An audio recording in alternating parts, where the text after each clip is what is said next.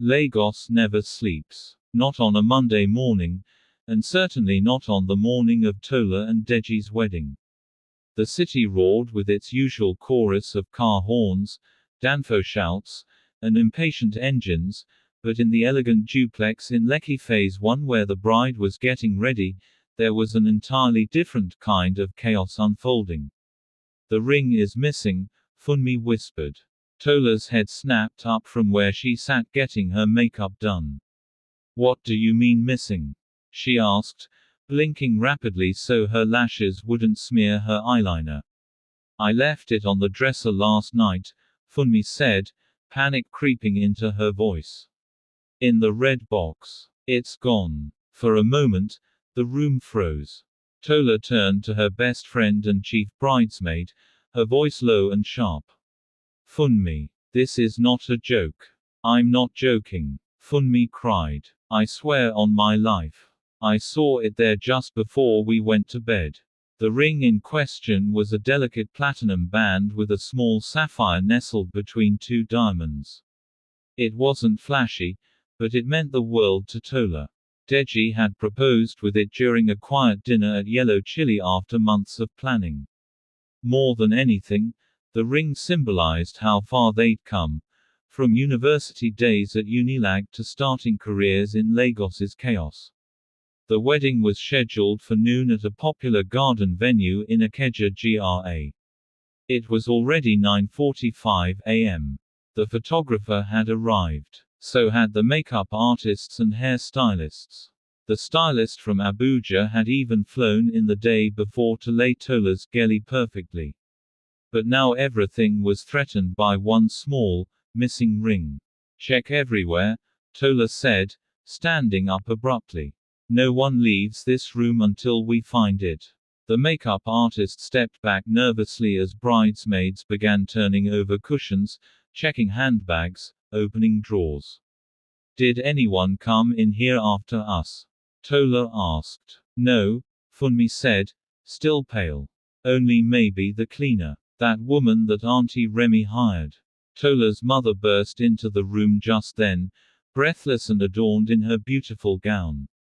"What's happening? Why haven't you finished your makeup?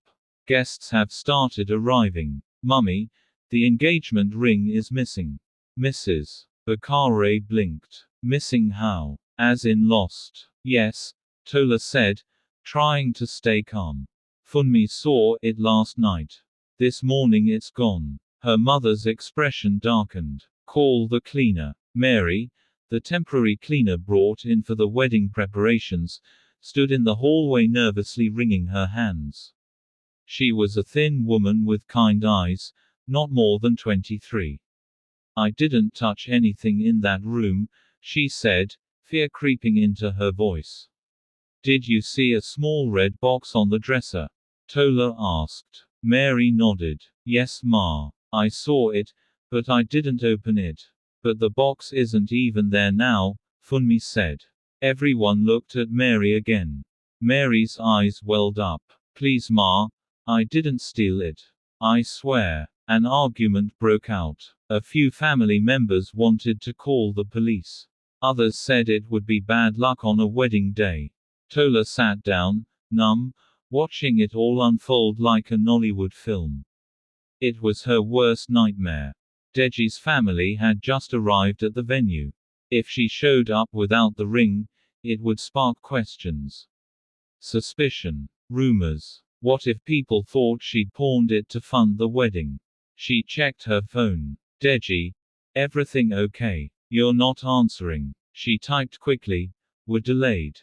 I'll explain later." At 10:45 a.m., just as they were about to give up and proceed with a substitute ring from Tola's mother's jewelry box, a voice called out from the hallway.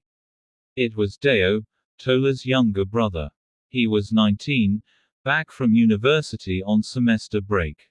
"I found something," he said, holding up a small velvet pouch. Tola's heart leapt. "Where?" "In the back of the fridge. Behind the tub of jollof rice." Everyone turned to stare. "Wait," Funmi said. "Why would it be in the fridge?"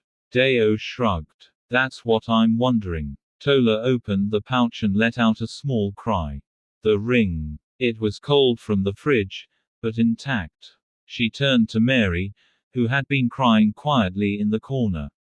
"I'm sorry," she said. "You didn't take it." Mary nodded, but didn't speak.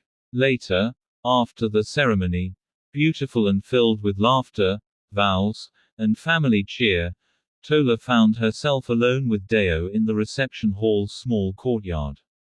"Tell me the truth," she said. "You put it there, didn't you?" Deo grinned, boyish and proud. "I didn't take it, but I saw someone who did." "Who?" "Uncle Whale." Tola frowned. "Our Uncle Whale. Yeah. Around 6 a.m., I saw him in your room. I was up watching Premier League replays. He didn't see me." "What was he doing?" "Looking through the drawers. He had the red box in his hand. Then he left quickly." Tola was stunned. "But why would he take it?" I think he meant to hide it and find it later," Deo said slowly. "Maybe to make himself look like the hero. Or maybe to cause drama." Uncle Whale, her father's younger brother, had always been odd, resentful, bitter about being left out of the family's business. "But why did he put it in the fridge?" Deo laughed. "Probably panicked. Didn't want to get caught holding it." Tola never confronted Uncle Whale. She told Deo to keep quiet. Some things, she decided, were better left in the past, especially on a day that was meant to start her future. As she danced into the reception with Deji under a shower of Naira notes and love songs, the ring sparkled on her finger, small, but strong. A reminder that Lagos, for all its chaos, always reveals the truth in the end.